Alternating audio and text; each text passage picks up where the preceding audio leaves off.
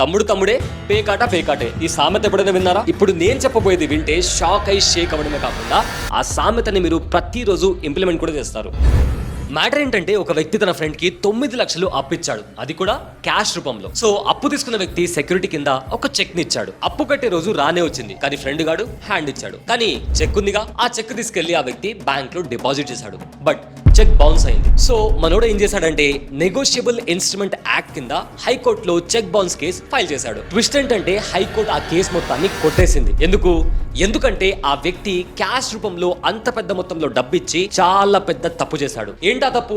Under section 269 SS of Income Tax Act, any loan about 20,000 must be given through bank transfer. So high court ఏం చెప్పిందంటే, నువ్వు అంత పెద్ద మొత్తంలో అతనికి డబ్బు ఇవ్వడం అనేది ఒక పెద్ద వయలేషన్. సో అతన్ని మనము అప్పు కట్టమని లీగల్ గా ఎన్ఫోర్స్ చేయలేము అని చెప్పేసింది. బట్ మనోడు పట్టు వదలని విక్రమార్కుడిలా ఫైట్ చేసి కేసుని సుప్రీం కోర్టు వరకు తీసుకెళ్లాడు. అప్పుడు సుప్రీం ధర్మాసనం ఏం చెప్పిందంటే, అతను అప్పిచ్చిన విధానం తప్పే, కానీ చెక్ ఆధారంగా ఎవరైతే అప్పు తీసుకున్నారో అతనిపైన చెక్ బౌన్స్ కేసు ఫైల్ చేయండి అని తీర్పిచ్చింది. దీంతో అప్పిచ్చిన వ్యక్తి ఊపిరి పీల్చుకున్నాడు. So moral of the story ఏంటి అంటే, ఫ్రెండ్ అయినా ఫ్యామిలీ అయినా మీరు ఒకవేళ ఎవరికైనా అప్పు ఇవ్వాలనుకుంటే బ్యాంక్ ట్రాన్స్ఫర్ ద్వారా ఇవ్వండి. ఎందుకంటే cash loan above 20,000 can create serious legal complications. అది మ్యాటర్.